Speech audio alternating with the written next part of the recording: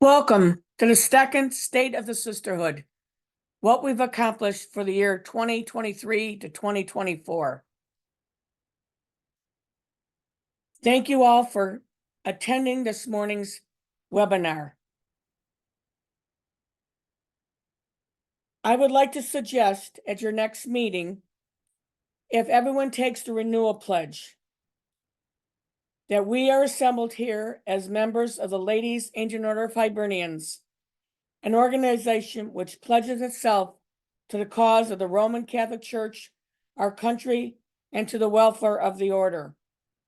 This order is a vast sisterhood of women bound together by a solemn obligation for mutual benefit, and its object is to elevate both socially and morally the people of our creed and heritage. The motto of our order is friendship, unity, and Christian charity. Friendship should consist in cultivating kindly feelings, assisting one another to the best of our ability. Unity in combining efforts for mutual support in sickness and distress, and Christian charity in loving one another and doing to all as we wish they would do to us. We all should be recommitted to this pledge, taken at the time of our installation, and promise to assist in the greater welfare of our order. Thank you, and please encourage your divisions to do this at your next meeting. Next slide, please, Brianna. The Ladies Ancient Order of Hibernians were very proud to participate in a book club last year with Sober St. Patrick's Day on the Confession of St. Patrick. There was a book that we used, the Letters of St. Patrick, that were written in St. Patrick's own words. I would recommend anyone to get this book. It is available on Amazon. In February, we also were honored to network with Her Story. We celebrated St. Bridget's Day as the first bank holiday for the first time. It was a wonderful presentation, and we continue to network with Her Story. In February, I was also honored to present the Irish Echo 40 Under 40 Awards to our members, Maggie Brogan of New York, Maura Flynn of Indiana, and the Empowering Woman Award to Brianna Curran of Pennsylvania. Another LAOH member, Bridget Harrison of Ohio, was also recognized.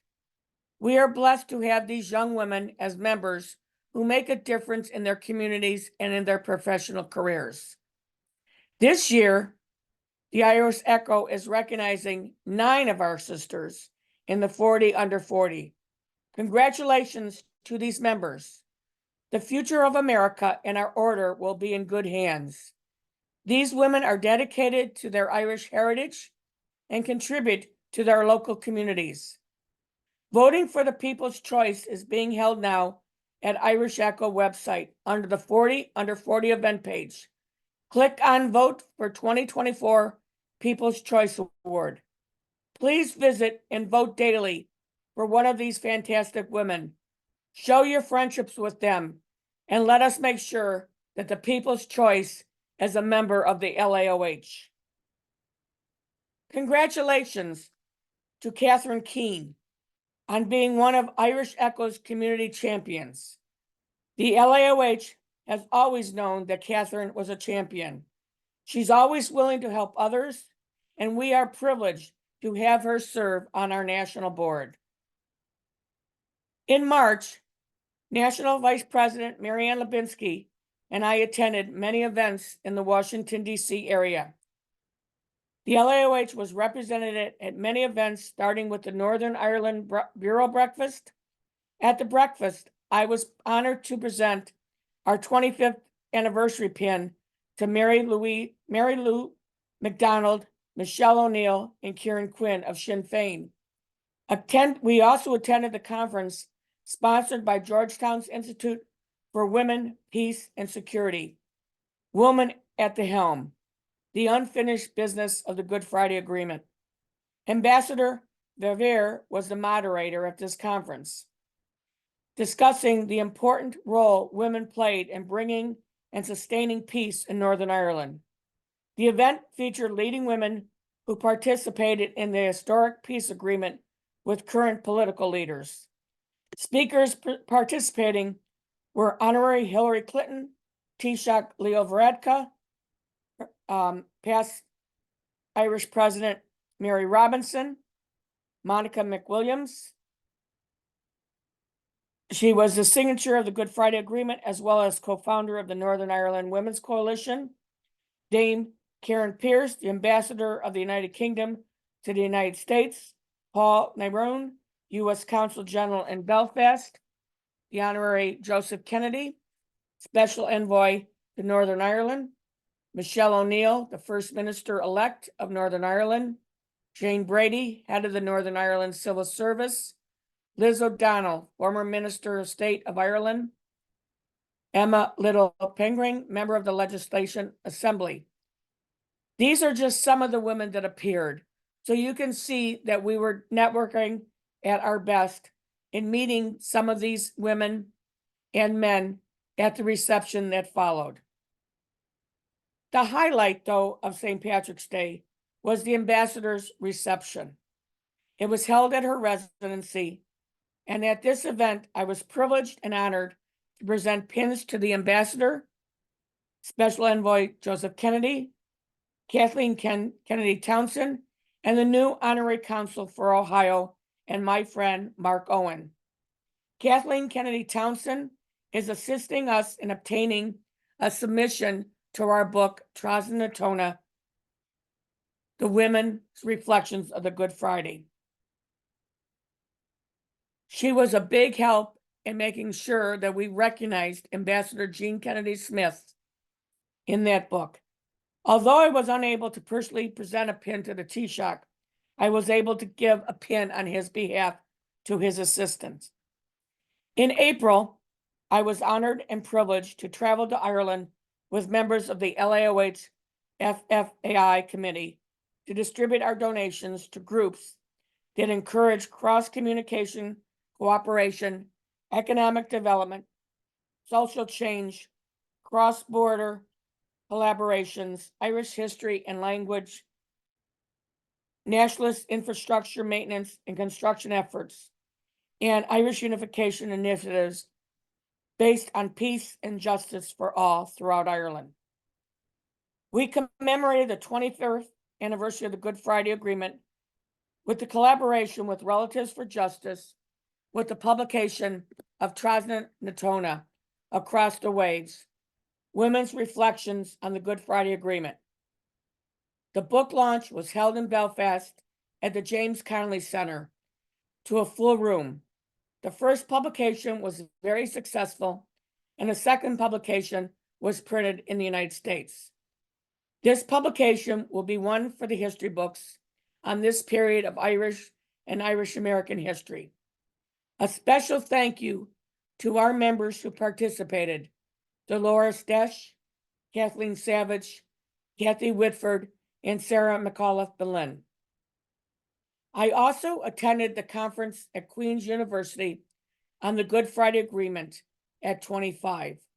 What an experience to honor this important milestone and hear from the active participants who signed or had a role in this important document, including Senator George Mitchell.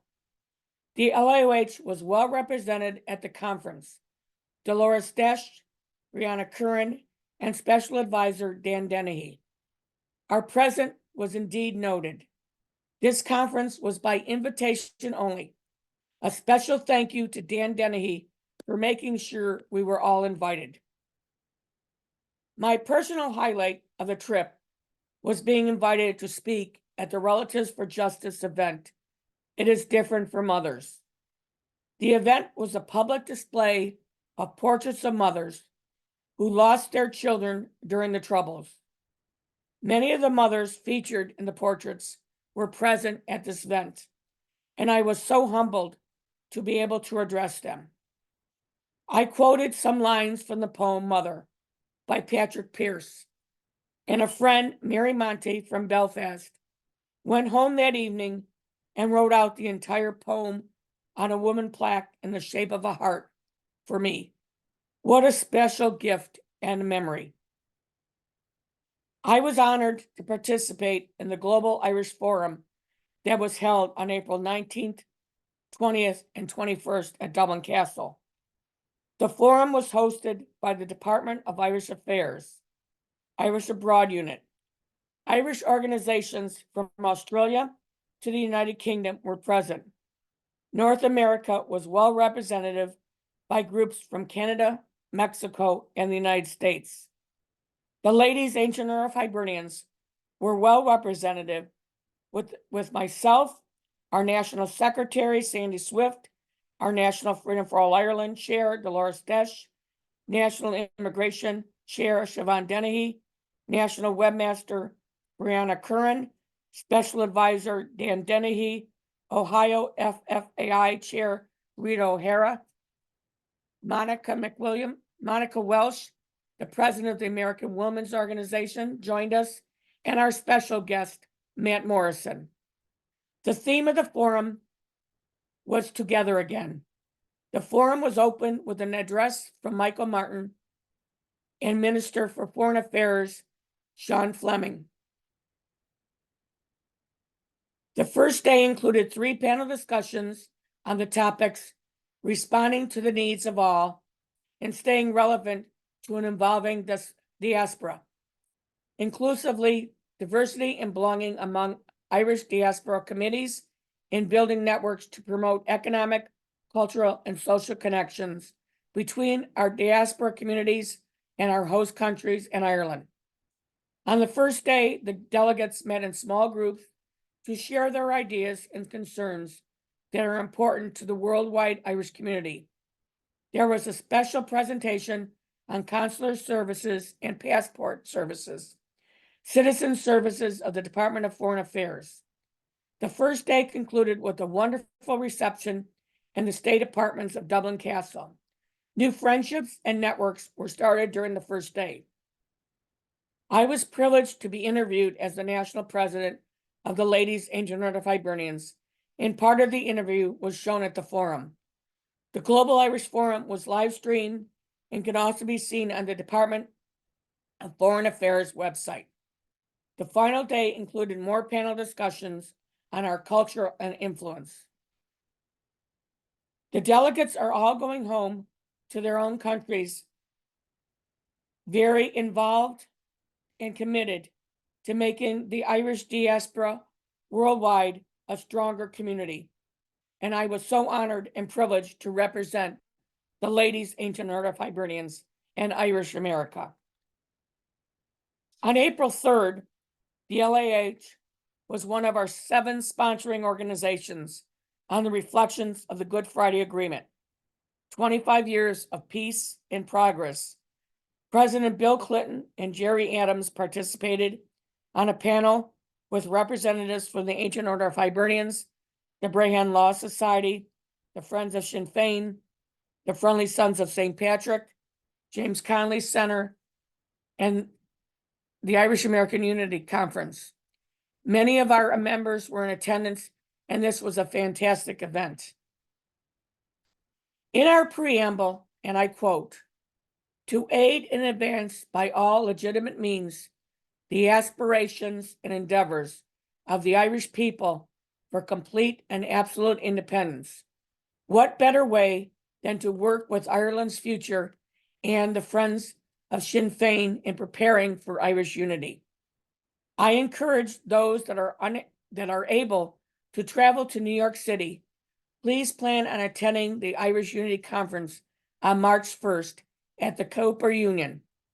Please visit our Facebook pages for more information on obtaining tickets for this event."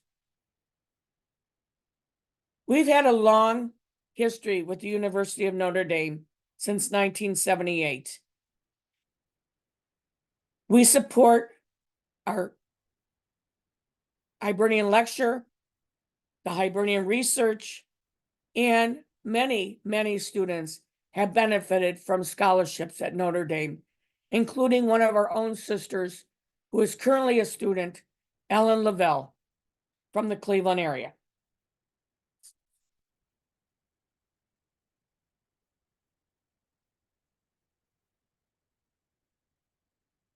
This year's lecture will be on Thursday, September 26th at McKenna Hall. The topic will be how the Irish taught the Jews to become American. This will be presented by Hasla Diner, who has been a recipient of one of our research grants. This past year was another recipient of the Hibernian grant, presented a wonderful presentation. Her name is Julie Morrissey, and she is a remarkable woman. And unfortunately, she did not want the program recorded, but you can go to the Cushwood site and see many of the Hibernian lectures that have been recorded in the past. So please continue to support our efforts at the University of Notre Dame. Encourage any of your members, grandsons, granddaughters of members, or sons and daughters. Please seek out our scholarship if they have been accepted to the University of Notre Dame. Please go to my financial department and ask for Michael Remke. Thank you. Throughout our history, we have always assisted those in need.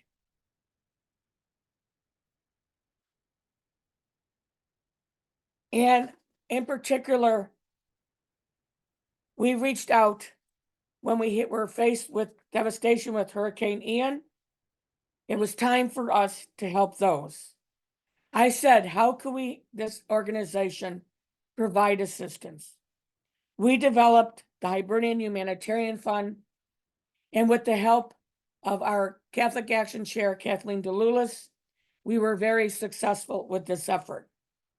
The LAOH was able to make a $6,000 donation to the Diocese of Honolulu, Hawaii, after the fires in Maui, as well as give a gift to one of our members whose family suffered.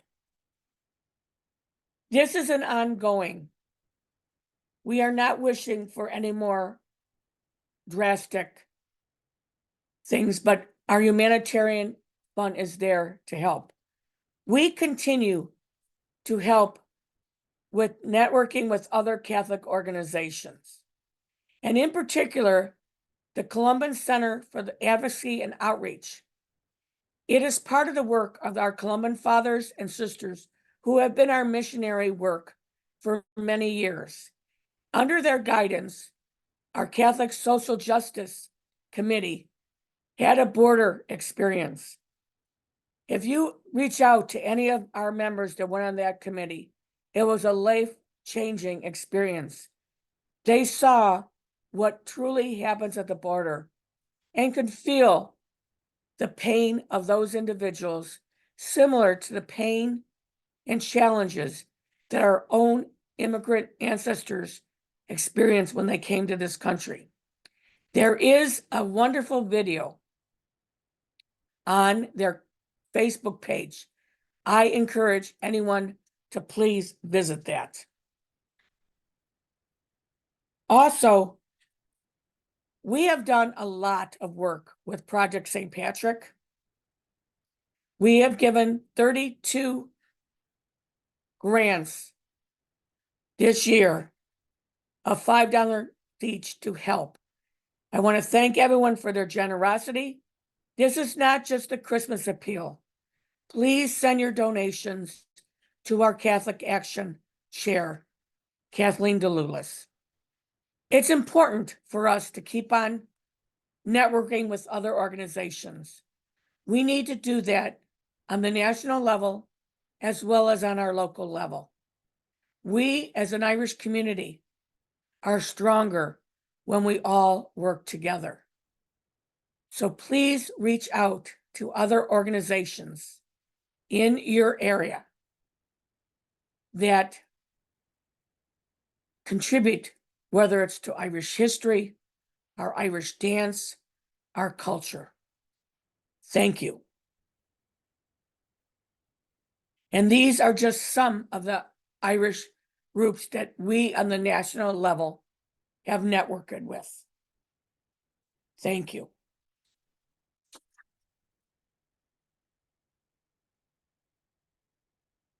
Now, the best part of being the national president of this great order is to be able to go to state conventions and meet my sisters from across this great nation.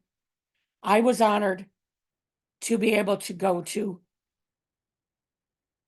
Massachusetts, New Jersey, Ohio, New York, Pennsylvania, Maryland, Montana, Illinois, Connecticut, and Florida.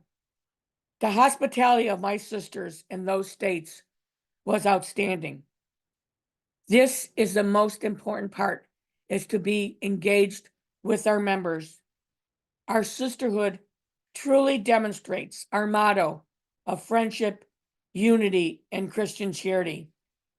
Our appeal this past year at state conventions to help with Sister Conchita's order. As many of you remembered, Sister Conchita attended many of our national conventions, and she passed away, but she was still from heaven trying to help her order. And the donations that were received at the various state conventions were very, very generous, and I thank you all.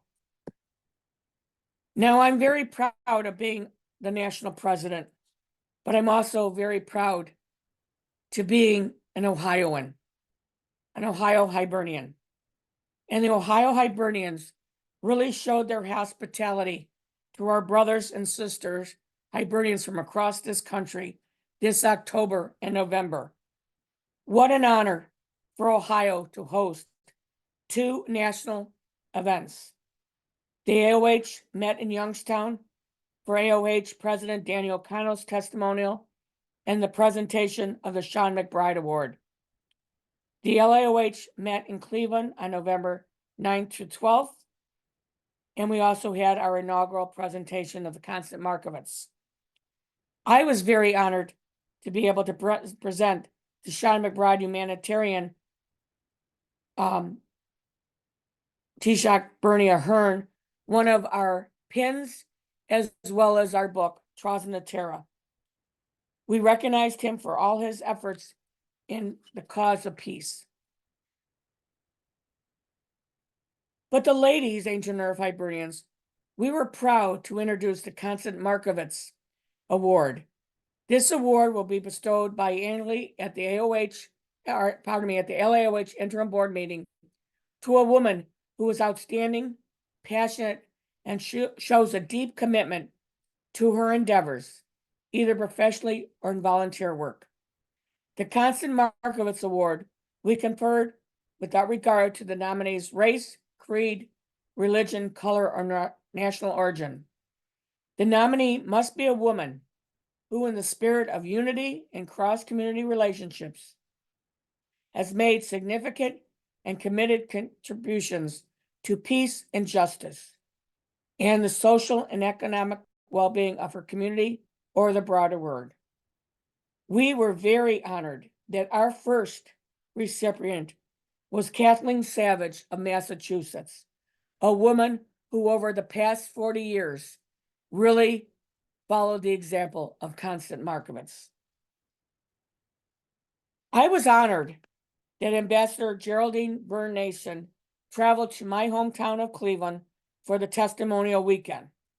While in Cleveland, the ambassador spoke at the City Club of Cleveland and opened the honorary consul office. There were 3 tables of the LAOH and AOH members attending the lecture at the City Club. You can hear the ambassador by visiting the City Club of Cleveland's website, and I would recommend that to everyone. Her remarks were fantastic. I have been honored to work with Mark Owens, the new honorary consul for Ohio. He helped me by giving me the privilege of inviting members of the LAOH and AOH national boards to his recognition. It was held at the Union Club of Cleveland. I have to say, the testimonial weekend will be one for the record books. The hospitality of my Cleveland sisters was overwhelming. I am so proud to be a member of the Our Lady of the Rosary Division. The testimonial weekend was hosted by the Cleveland divisions, Our Lady of the Rosary, and the Defer of Charity. These divisions truly demonstrated our motto of friendship, unity, and Christian charity.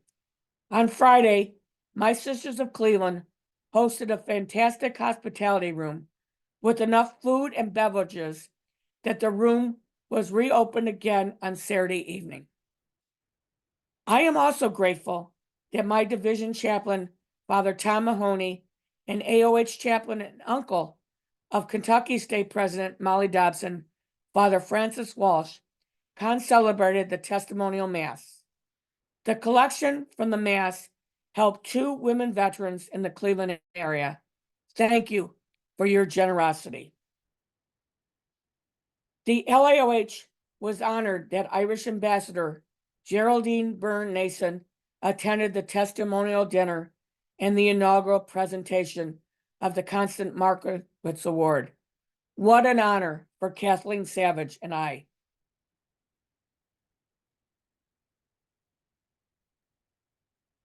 Thank you to the Albany AOH and LOH for presenting me with the Father Murphy Award. At the event, I was honored to meet Victor Boyle, the Canadian National President. He presented me with a gift that contained a section of a wooden coffin from a 5-year-old boy victim of Angatamor. When I received this, there were tears in my eyes.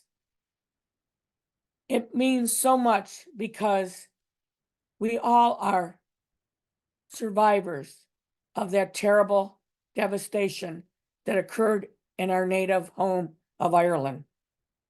Victor Boyle and I had a short discussion on how Canada can resurrect the LAOH. When I became a member, the second vice president of the LAOH was from Canada. I would love to see us help Canada get the LAOH back. So our organizer and myself, Karen Keene, will be conducting more meetings with Victor Boyle to help him get the LAOH back up. Recently, I went to Washington, D.C. to attend the Nolag Naaman Women's Christmas Leadership Celebration. Claire Cronin, the United States Ambassador to Ireland, was the honoree of this event. While in D.C., Gail DePolito and I were starting to make plans for the centennial for the Nuns of the Battlefield. We had the opportunity to go to the Vatican Embassy to discuss some of our plans. We met with Monsignor Seamus Horgan, and he gave us guidance on how to request a statement from the Papal Nuncio and the Holy Father. I received an email yesterday from Monsignor Seamus Horgan, who reported that the Papal Nuncio, Cardinal Pierre, is very interested in attending some of our centennial celebrations. The centennial commemoration will be held on Saturday, September 21st. A mass will be held at St. Matthew's Cathedral at 12:10, and more details will be announced. But here on this slide is an image of what the wayside will look like. The wayside artwork and hardware should be done by the 1st of March. They are still waiting for the recording device, but we anticipate there will not be any delays in having the wayside available for our centennial celebration on September 21st. I encourage all of our members to attend this wonderful celebration. This is one of the first major accomplishments of our order, besides the Trinity College Scholarship. And when I was Irish historian I found it disturbing that you had to go behind this wonderful monument to see that we were responsible. And also that there was nothing saying the work of these wonderful sisters. This wayside marker will correct that. So those in the future visiting this monument will know the story. Just the past few days, we know that Ellen Ryan Jolly is up there guiding how this monument will be remembered because it was featured on a local Washington, D.C. television reporters. And the video is on our web and on our Facebooks. So please visit that.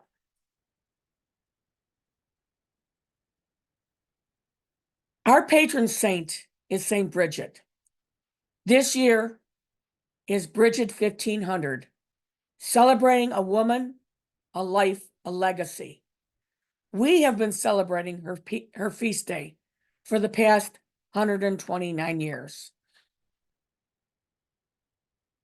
We will be an organization this year, 130 years. We need to commemorate our anniversary and our patron saint. And I have proposed a program working with our chaplain, Father Duns, called Bridget's Hearth. Now we have our Project St. Patrick, where we help our seminarians. We have our SOAR, where we help our aged religious. But what are we doing to help the men and women in ministry today? Our Bridget's Hearth program will address those. I have brought a committee together. It consists of our chaplain, Father Ryan, AOH chaplains, Father Henry Reed, and Father Timothy Harris, a former Project St. Patrick recipient, Father Pat Spicer, and our sisters, who are sisters in religious orders. Sister Kathleen Smith of the Mercy Sisters, and Sister Lisa Breslin of the Sisters of St. Joseph. Who better to know what the needs are of our men and women in ministry than our brother and sister Hibernians who serve us in those ministries?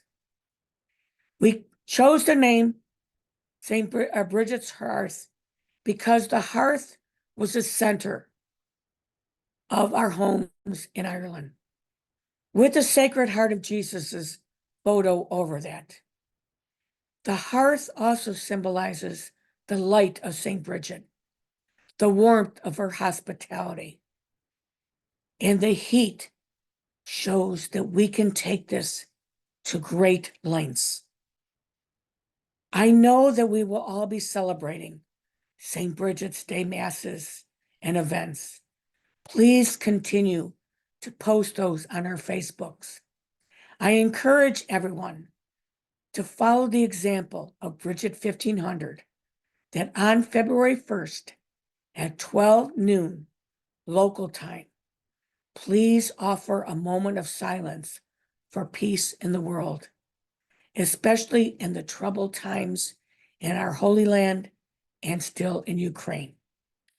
Bridget was a woman of peace, and we, as members of the Ladies Ancient Order of Hibernians, are women of action. We are women of peace. So thank you. Going from our St. Bridget's Day and knowing our commitment to our organization in our 130th year, I look forward to seeing everyone at our national convention in Orlando, Florida, at the Rosen Center from August 7th to the 11th. Your Florida LOH sisters are working very hard to make sure that we have a wonderful convention, and I know we will. I have attended 2 state conventions in Florida, and they have been outstanding. And I can only imagine what the AOH and the LAOH of Florida is going to do for our nation. So thank you to our Orlando committee. Please go to the website, www.orlandoirish.com. You can visit it also on our Facebook pages and our website. I look forward to seeing everyone in Orlando in August. Thank you. And if at this time, are there any questions? I will ask Kathleen DeLulis to come forward. Hi, thanks, Marilyn. Thank you again for the update. It was inspiring to see what you really accomplished over the last year and where we're headed. At this time, there's no questions in the Q&A, so I don't know if anybody didn't know where to put their questions. If you want to plop one in there, we can get someone to answer it for you if there are any. Well, I will address one question probably a lot of you have about our convention is how are we going to be running committee meetings? I want the involvement of each and every Hibernian sister with all of our committees, even though they are unable to go to Orlando in person. So we will be holding a series of Zoom meetings with the committee chairs and our officers and appointees so that any member can attend any of these meetings. The reports will be taken up and sent out with the officers and appointees reports prior to the convention. At the convention itself, we will take any action items that need to be discussed at the in-person meetings, and that's what will be discussed and will be voted on at the general sessions. So I'm hoping people like this. I know feedback from the virtual convention was that people were very happy that the general member could attend the committee meetings. I know we got great feedback from our past President Karen Keene's committee meetings that were held both virtually and at the convention itself. Since we have some restrictions from the Constitution that only so many meetings can be held prior, this hybrid version, I hope, will help. And then in the future, we can have our meetings all held on Zoom and have general discussions at the convention. If you have any ideas, I'm always open for any ideas. So please email me at nationalpresident@laoh@gmail.com or to any of your officers. We are here to help you. We serve you. Also, at this convention, we will be electing new officers. I have worked with a fantastic board. So please do not misconstrue what I'm saying next. But an organization is healthy when we have competition at all offices on our national level. Please look at your membership to see if there are members that can serve in any of those officers. Make sure they're doing it because they think they have something wonderful to offer and not for any other means than to be of service to the national board and to members.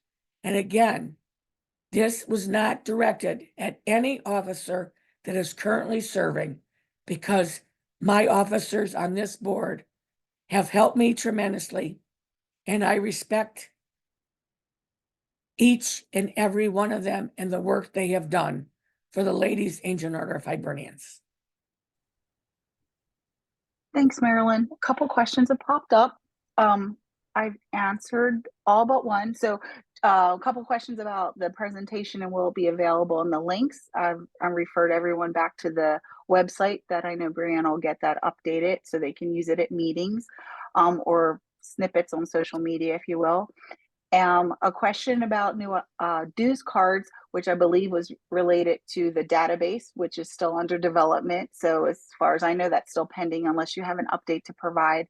And the last question I'm not intimately involved in is an update on the traveling degree team. So if you I'm could glad that provide came something on that. Thank you, Kathleen. I want to bring that to light.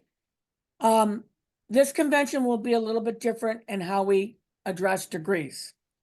At the 2018 degree ceremony, Ohio State degree team did a fantastic job. Unfortunately, because of the business still going on at the meeting, many of our members and our officers were unable to attend that. So from that, it came out that at the general session in the 2018, it was recommended that degrees would start the national convention. Unfortunately, that was in the works in 2020, but because of the pandemic and that our convention was held virtual, we could not even hold a degree ceremony because everything was virtual. And because of that as well, we weren't able to address any constitutional changes. So in 2022, President Keene was not able to offer that because we had much business, in particular with the Constitution. This year, I plan on starting our convention with our degrees because there are items in the degrees which are very moving that can set the tone for how the convention will run. So degrees will be held immediately following the AOH, LAOH joint session and site presentations.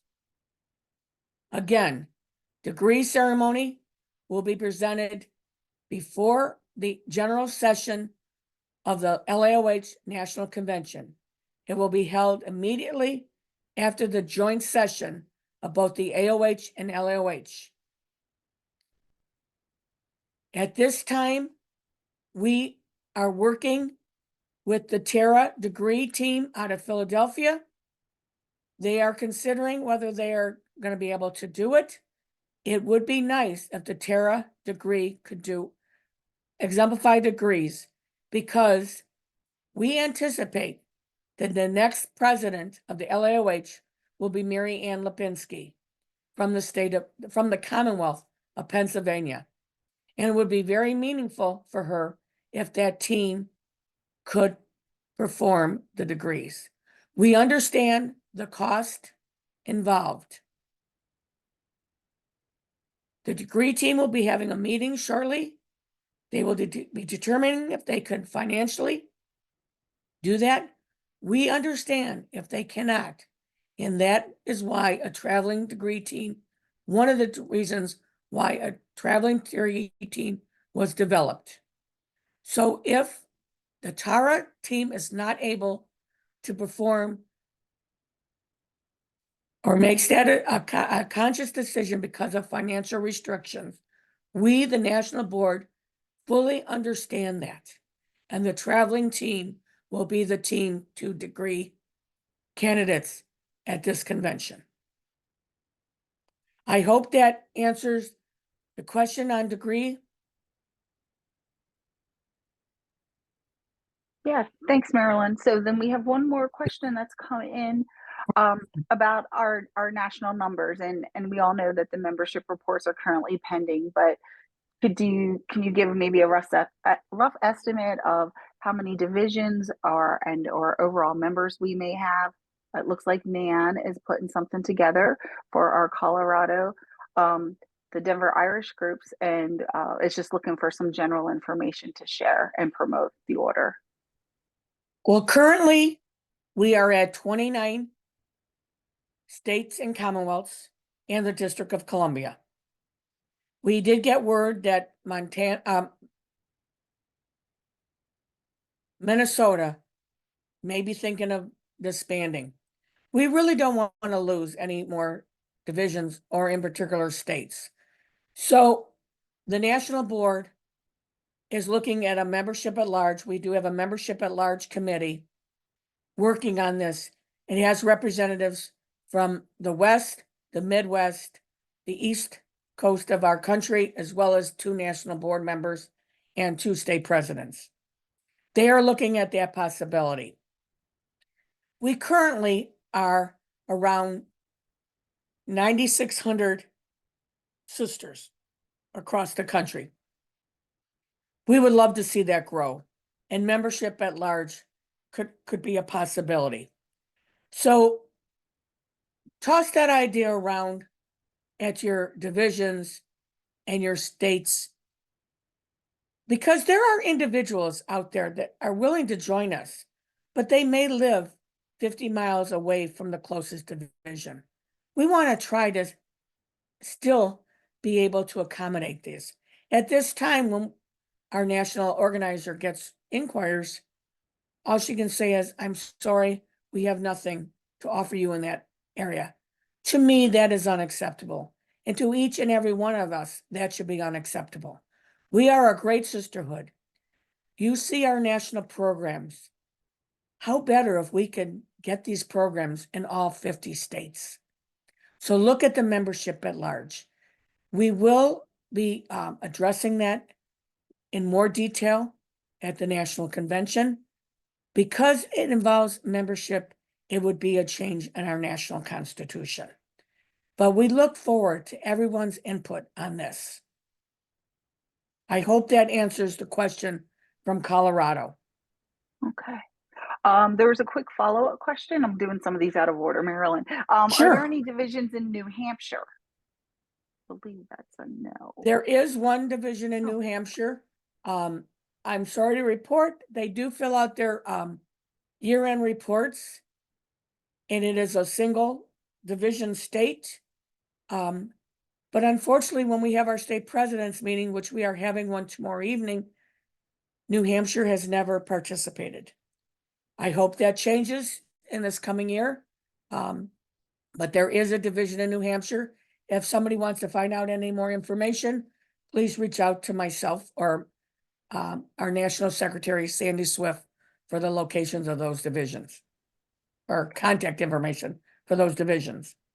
Okay. And then someone wanted to clarify the degree ceremony for the convention in Orlando is being considered at this moment for Thursday morning. Yes, that will be Thursday morning. The joint session will be at 9, hopefully over at 10. We would hope that the degrees will start no later than 10:30 or 11. Okay. And are you planning a Constitution convention at this convention? Not at this convention. According to the rules that are in our Constitution now, that would be determined at the general session of this convention for consideration for the next national convention. But no constitutional convention at this time. There'll just be a constitutional meeting, as we always have held. It will be held Wednesday morning, and I anticipate it to be 3 to 4 hours in length. Okay. And then this question is a little, I think it's a little harder, but I know you'll know the answer. So the request is, apart from attending the upcoming New York meeting on Irish unity, what can individual members and the organization as a whole do to persuade the current Irish government to actively make preparations for Irish unity? For example, should we be lobbying our local elective representatives? Again, unfortunately, we cannot lobby because we are a 501c3 as an organization, or we cannot really put that in that we are a member of the ladies if we are going to be lobbying. But I would recommend any Irish American woman that participates in Irish organizations, which we are, I would encourage you to write to your elected representatives stating that as an Irish American woman who participates in the Irish diaspora within the United States, that I would recommend to reach out to the Irish government to prepare for Irish unity. As members of a democratic society, we would hope that the referendum that was included in the Good Friday Agreement, which our country was very strong in helping develop, a referendum we would see within the next decade, if not sooner, that the people of the North and South of Ireland, under the democratic election process, would choose the destiny of Ireland to be united. I hope that answers your question. Okay, yep, love the answer. They gave you a great answer. Thank you on that one, Marilyn. And then one final question's come in is you referenced the president's Zoom call that's coming or happening tomorrow. We had someone ask, as a fellow state officer, would they be able to attend that Zoom meeting? At this time, we just request the state presidents to attend. If the state president cannot attend, she can send a representative, which would be the vice president. And if the vice president could not attend, then it would be in descending order of the state officers. Great, thanks for that answer. I don't see any other or any additional questions. Nothing else has come in, so I think that should wrap up the questions. Okay, thank you everyone for participating. I am so proud to lead this fantastic order in its 130th year. And I could not do this job if it wasn't for the commitment and dedications of my sisters in those 29 states and commonwealths and in the District of Columbia. You are the movers and shakers of Irish America. As I said at the convention, the AOH considers themselves the voice of Irish America, but I consider the Ladies' Ancient Order of Hibernians the heart of Irish America. You truly show your love for your faith, your community, your homeland, and your ancestral land. Please continue to do that. And thank you. I look forward to working with you over the next several months. Thank you.